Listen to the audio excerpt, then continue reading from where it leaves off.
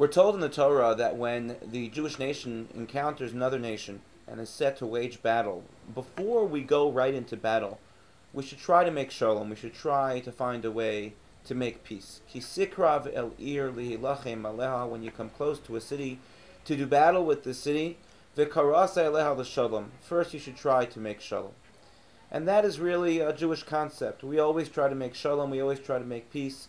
We're not by nature a people who likes to fight, a people who likes to be involved in war.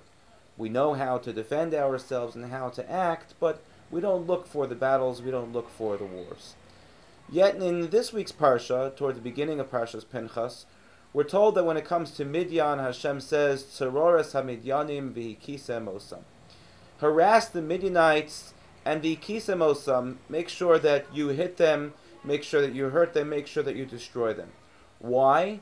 Because of what Midian did to the Jewish people when it came to Baal Peor. At the end of last week's Parsha, we saw that Midian attacked the core, the very core of Jewish spirituality, of Jewish morality, which was the idea that we are a moral people of modesty when it comes to our involvement with morality.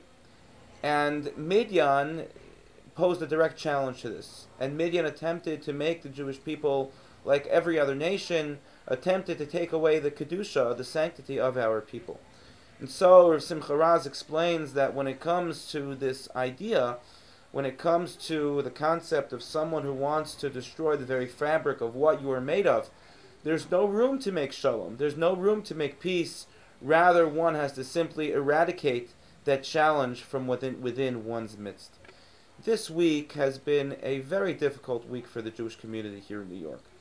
On one level, there was the terrible fire that ravaged one of New York's most prestigious shuls, KJ.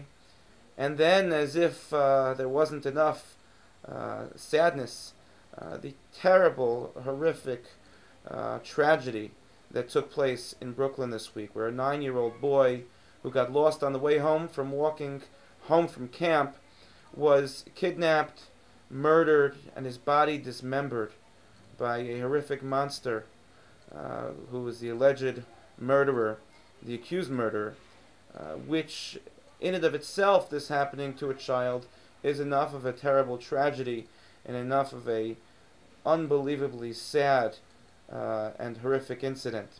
What makes the incident even more scary and more horrific for us is that the alleged murderer is an individual who came from within our own community.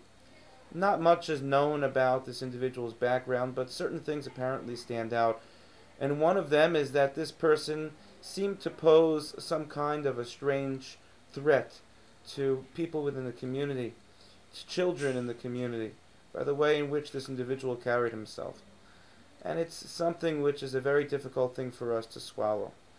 But too many times in the past, there have been those that have suggested in our communities that when it comes to individuals who may pose a threat or be harmful, that we simply need to let them be until something happens and then we can act.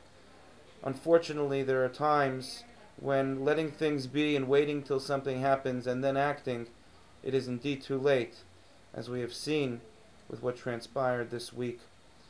There is no room for people in our community who are a harm to the members of our community and are a harm to our children and to our grandchildren. Those people need to be separated from our community and cannot be part of our shuls, of our community institutions, and cannot be involved in our community social life.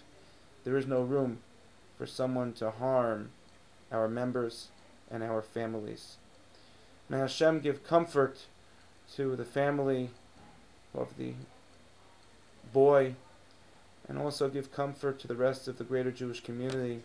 And may we hope to live in a day where children can walk home from school or camp without the fear of being harmed, and we live in a community that is ultimately safe and clean of all trouble and hardship. Thank you and good Shabbos.